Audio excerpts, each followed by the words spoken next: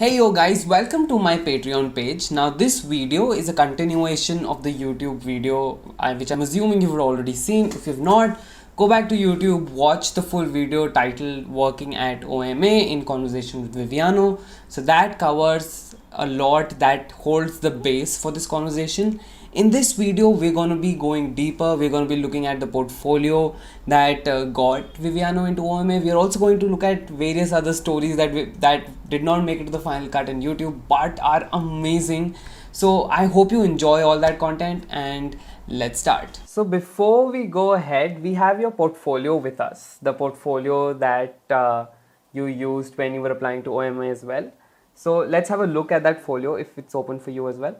What I wanted to know here was if you could just take us through your portfolio a little bit and especially talk about what finally made it to your portfolio, like what criteria were going into your head while you were creating this folio. Yeah, I'm actually gonna do a course on portfolios out of this because I had to dig up all my portfolios and see the evolution of them. For people who are watching, I sent Rishabh 5 portfolios throughout my career. I think number one is organized. Okay, so first it's organization. That means there is a format that is repeated. If you show 5 projects, they are shown the same way. So the same amount of text, the same amount of images, same amount of diagrams for each one. You might want to do something special for a particular project, but you want repetition. Yeah, architecture is repetition and order. So order in your portfolio. Graphic design needs to be very clean. So I used in most of my portfolios an abundance of white. Yeah, that's about order and graphic design. Number two, I would say, what is your intention with this portfolio? So are you trying to get into a university, or are you trying to apply for a job at a different studios?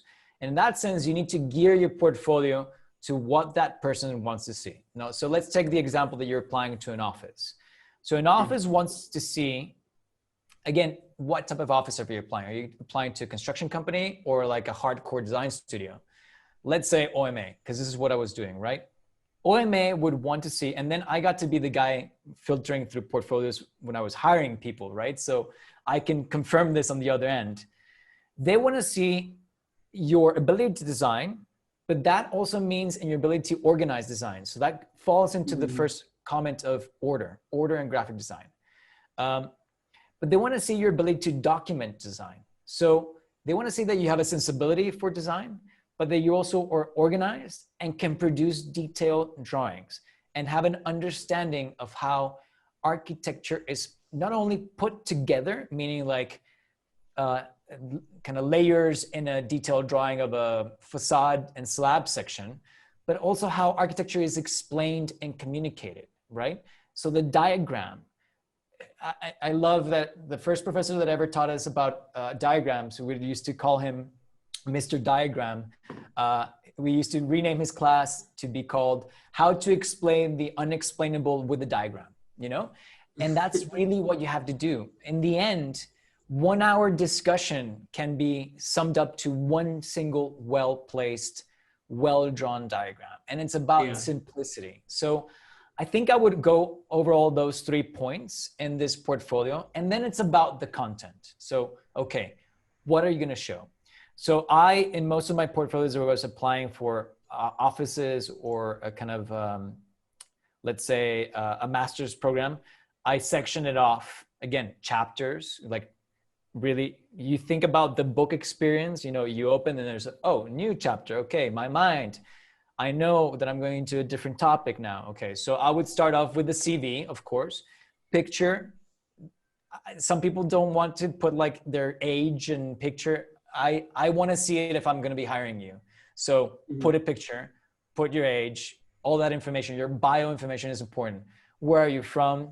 If you're applying abroad, now during COVID, it's not so necessary, of course, but before you had to put if you had a visa for that country that you're applying, or if you're going to need help for that process. That's important information for your employer. So that's the opening part, right? Then I would go straight into projects.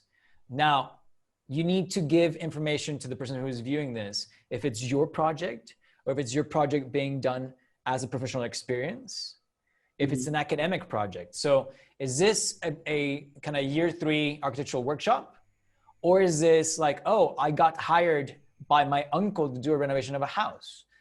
I need to know that. So if you look at that portfolio, there is an icon in the form of an acronym, which is the title of the project, but there is a little sheet, information sheet for each project, which tells you if it was part of an academic design, if it was in groups, what's the scale of the project, blah, blah, blah. So that kind of piece of information is really important. And I would normally organize them by academic and then professional, which means that you're doing it with an office, and then individual or kind of freelance or own work, right? That's all in projects because they're all projects. They're just different in the way that of your ownership of them, right? And, you know, an academic project, you might be working in teams, but you're also on the hands of an instructor and a professor. So there's that. And you can see an evolution. So that's good. But in a professional, you're dealing with a whole company that has a lot of infrastructure and you know, maybe the renderings are not even done by you kind of thing. So that's really important information to have. And I've seen portfolios where like, okay, well, if you showed me this rendering, there's no way that you did this rendering, you know? And that hurts your application because that's going to be thrown out the window. And then finally, in that sensibility point, I would usually add my writings, so essays, and keep it short, right? Now, that's the overall kind of portfolio discussion. Final thing is keep it brief. Some people want to show like an evolution of their work, and they'll start with like the hand drawings, and they'll start like with very kind of basic modeling, and they'll show their best project at the end. I get that, but I don't want to work that hard to understand your portfolio as an employer. I'm going to grab your portfolio and go like this in a first run, and then say yes or no. And then I'm going to go back to all the yes pile and then look at them in details. So you need to grab the attention of your reader on the first run. And then on the second run, when they're looking for this information to say, oh, is this project academic? Was this in groups? Is this their rendering? They need to be able to find that information. So I think that's what I would say about portfolios. There was, since you brought it up, I think one of my friends, so he is working at an office and they're relatively a small office. So he was given the task of, you know, sorting through portfolios and then recommending whoever he thinks is good to the management. And so he used to show me the portfolios as well, like the ones he used to get. And so it's all in PDF form that he used to get. And one portfolio he showed me was 120 pages long.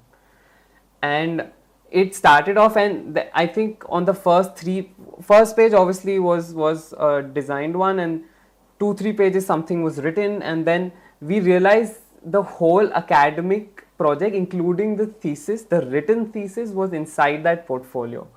And we had not even gone through that 120 pages. We saw the initial 5-10 pages. I looked at him like, are you seriously going to recommend this? He's like, no. And then we moved on. I think the magic number is 60 pages, considering that that's one spread. So that's actually 30, let's say 30 openings that you get in sort of a book format. And if you send it in sort of like an issue format or a double PDF spread. Another piece of advice would be, couple advices would be, never call the studio. People hate picking up the phone and it's like a student somewhere that really wants to work for OMA and is trying to figure out how to send their portfolio. All the information is on the websites, always.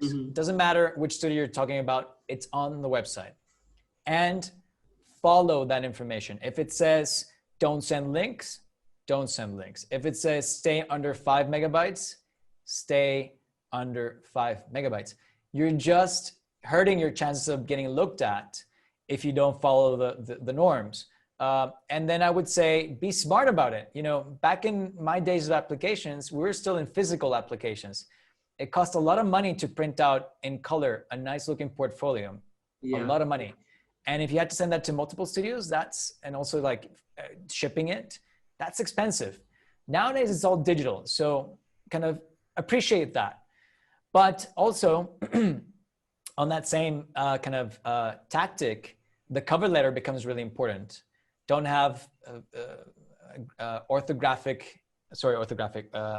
spelling, ortografías in Spanish, spelling mistakes on your cover letters. Don't send an OMA cover letter to like Foster's, please, because that happens. We saw it all the time. And add the people to your social media accounts. Again, when I was applying in 2008, social media, guys, for anybody who's watching this right now, go to the Wayback Time Machine online and look at the Facebook page from 2008. Instagram in 2008 was nothing. Now you can see all the HR people that are working at OMA and Foster's. Their names are on the website. Add them to your Instagram, add them to your Facebook. Start liking all their stuff. Your name will start appearing. Use the algorithms to your advantage, right? And then you can see in LinkedIn the people that work at so-and-so place. Add them as well, and they'll start seeing you.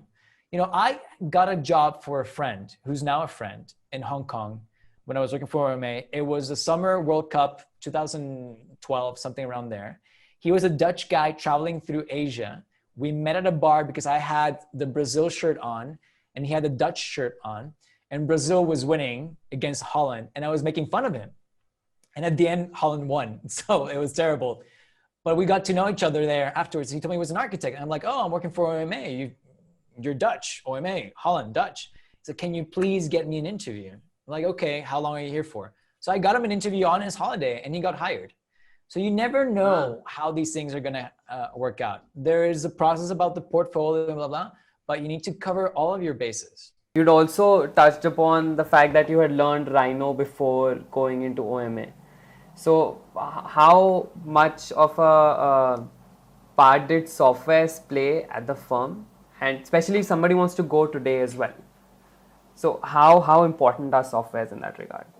It was very important. Yeah, I took some seminars on Rhino. Back in 2009, there wasn't that much info online to learn on your own. Today, we've got a plethora of things at our disposal. So I took a couple of seminars and I had my laptop charged with Rhino and I was using it. And it was very useful because we used it a lot, because we would send Rhino models to Arab engineers and they would send it back with a new structure and we had to kind of deal with it, let's say. I was mostly though using Rhino and CAD. CAD, I had a kind of very good relationship with it, but I was not very well versed in XREF. So I was learning XREF because we were putting together, I had back here, I'll show it to you later, the drawing set for this building. And that was all done with XREF. Nowadays, I would have to get back in touch with people to see if they're using Revit for their drawing systems or not. But, I was very well versed in CAD and I had enough knowledge of Rhino to defend myself. So all the diagrams were put together in Rhino. All the communication with engineers was Rhino and CAD. So I managed that very well. What I did learn on the job, and I got better and better in Rhino, and unfortunately today I don't use it that much, but what I did learn on the job, which was never taught to me in school, which today in my studio I use every single day, was InDesign. And it's in the production of presentations and in the production of booklets. InDesign is an amazing tool because every time we're putting together this REMFAX, it was an InDesign file where somebody was pulling together the facade information, the structure information, the MEP information from different people. And we're all kind of updating the InDesign file and then sends off as a PDF, printed as a fax. So that's, I guess, what I can talk about as to softwares. I was 100 times faster in SketchUp. And I know SketchUp sounds very informal, but if you see my portfolio, everything is SketchUp and V-Ray.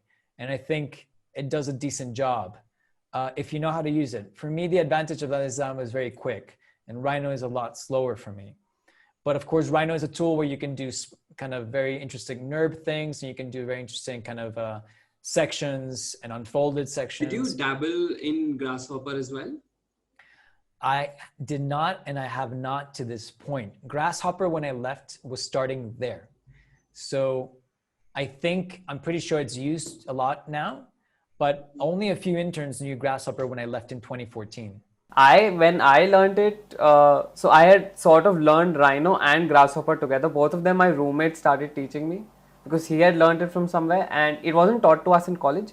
So he started teaching me, and with Rhino, we started dabbling in Grasshopper as well. And to me, Grasshopper was amazing because things were not just about 3D anymore. It was more to do with numbers, with equations, arithmetic, and I have always loved numbers. So I used to just spend my days on Grasshopper trying to create definitions. I got better at it during my internship, but I think today a lot of people dabble in it, and people assume it's sort of a prerequisite if you want to go into a lot of any, I think, star architects firm as well. I, I mean, do you think I'll that tell you a was needed story. though? I'll tell you a story. Before I get to the story, let's just say that I never got it taught at school. No, I mean, Grasshopper didn't exist when I graduated in 2008. That's for sure. In schooling, if you guys want to look back in time a little bit, at that time, the work from Aranda and Lash was being very popular, and it was all about scripting. But they were using different softwares because Grasshopper didn't, as a plugin, didn't really exist at that point. And I think that was the start of the when I graduated, it was the start of the discussion of the scripting as a design process. But I was sitting at a table with Rem at a design discussion of a competition, and we were looking at options. No, so everybody had done their foam models of how they envision their building, and it's really like which is the best idea, and the best idea kind of goes further. And if Rem doesn't like anything and he proposes something, we go along with that. And so at some point, I can't remember how exactly it came out, but I said something, and he said, well, why do you think that's good? And I said, well, the design there for that particular model is interesting because it's parametric. And he said, so what? I'm like, well, parametric, you know, it's a contemporary way of designing things. And he said, you think parametric is new? He said, it's old as Vitruvius. And I was like, mind blown. Like, what? And then I started looking into what he actually meant, because Rem will leave you with these kind of sentences that are really well crafted. He's a magician with words, and you cannot respond because, first of all, you're very scared at meetings, and he gets really angry if you're nervous.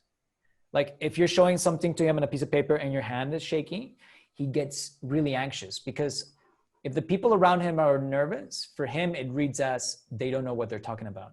And that means that you're telling me the facade of my building, but you don't know about it. I'm in trouble then. So you need to be really confident.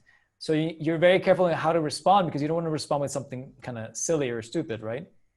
But he's right, because Vitruvius said there is a proportion between your arms, the face, and a building. So that's a parametric system. Yeah. But of course, he's also wrong, because it's not exactly the same thing as a parametric building. But yeah, I mean, I'm sure Grasshopper is a requirement today. I never got into it. That's maybe a reason why I went later to SciArc, if you want to go later on to that. But, you know, I would say learn, like I said, I learned in design for specific things. I used Rhino for specific things. For speedy 3D modeling, SketchUp, physical modeling, you need to know how to model with foam, and need to know model how to with cardboard and with wood. So I think you'll learn of all these things. And the most important thing is learn what each thing is good for, right? And eventually you'll become quick and good at one of them or a couple of them. But if you understand what things are used for, then you're a very powerful person. By the way, if you've seen some of Rem's presentations back there, Rem uses this a lot in his presentations. He shows a slide where he shows all the architects that had ever been featured on Time magazine. Okay. And he says that from the 60s. I was looking at... Yeah, those are all the Time magazines. The oldest one is from 1929. Rem got it wrong in his presentation. There's more than what he accounts for, but it's true that between the 60s and the 2000s, there was like one guy, whereas before there was a lot. So we used to be a lot more important in society, I guess, in the end. He is a provocateur. He loves a good kind of drama. It makes sense from being a filmmaker. I can tell you a few stories. Like I mean, I can also tell you about the leading up to travel. We had a meeting in Taipei with the new mayor. You have to understand that the Taipei Performing Arts Center is a public building, so it's paid by the government. and the administration changes. So we had to get on board with the new mayor, and they need to like our project, otherwise they cancel the budget for it. So Rem was really nervous, and we had, several late nights for like 3 or 4 weeks running in the lead up to this presentation, and he had not been responding to our faxes.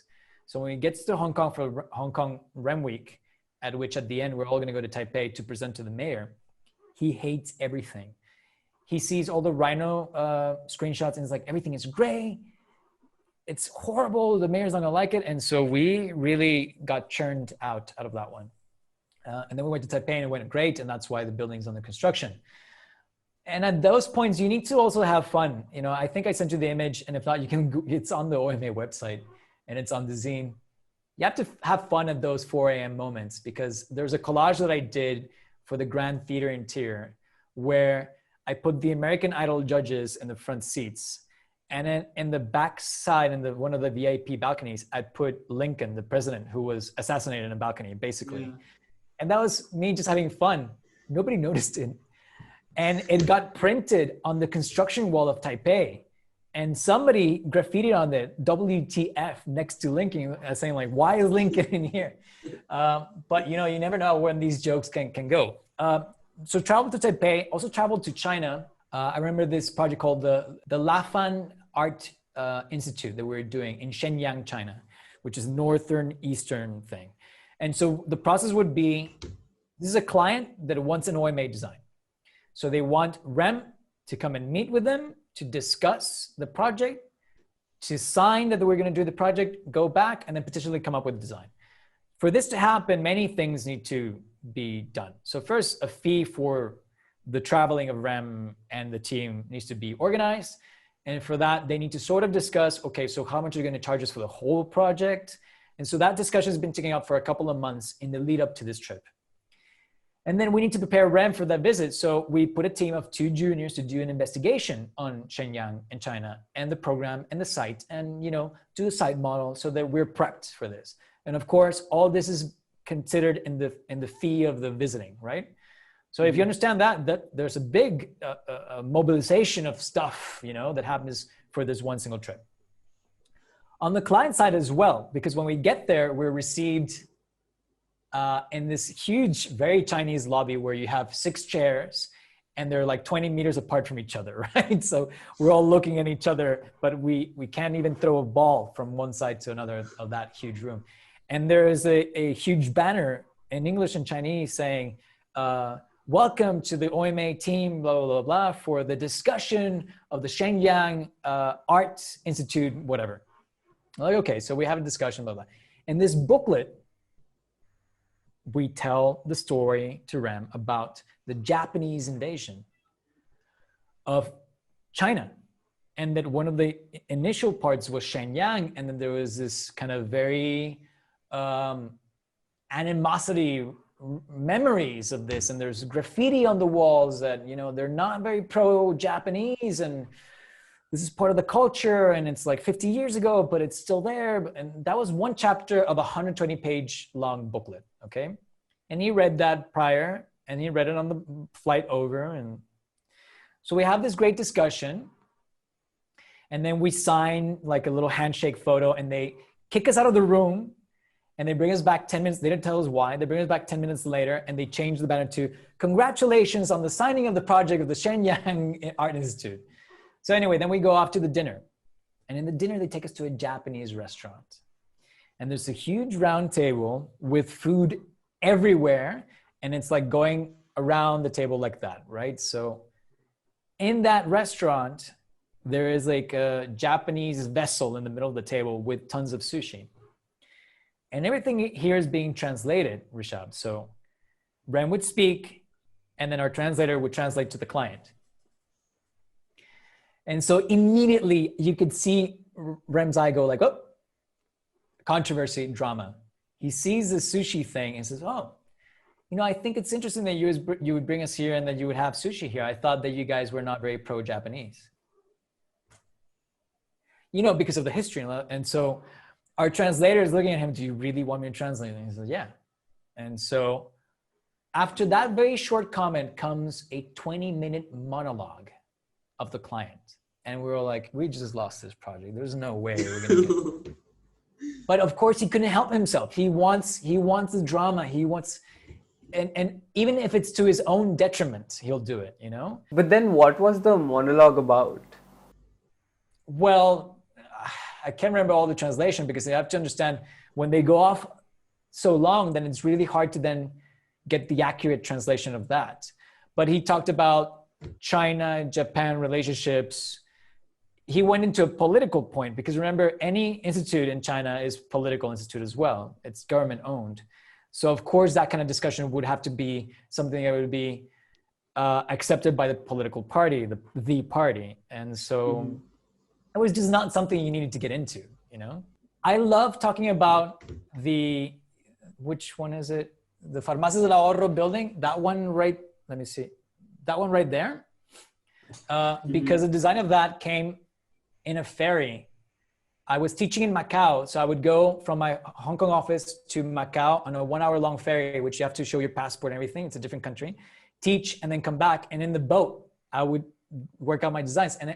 And when I came out with the floor plan for this building, I knew it was an important moment. So I took photos of it, of me in the boat and a selfie because I knew I had just cracked the design. And it's my most important building right now, almost finished. And that discussion is always very interesting for students because it's really the traveling architect kind of working in every single minute of your time, you know. I also have an interesting photo of my shower. My shower, I sketch on the glass door because my best thinking is when I take my long morning shower. That's where ideas come in. So you never know where your ideas come out. Okay, so out of the numerous projects that you did work on, which one was your favorite? Well, at OMA, of course, this is like an impossible question to answer legitimately. I have to say, of course, Taipei, because that's the one I spent all the years I was there at. And I got to see, you know, so many things between, you know, like I said, discussions with the mayors, the president inaugurating the site.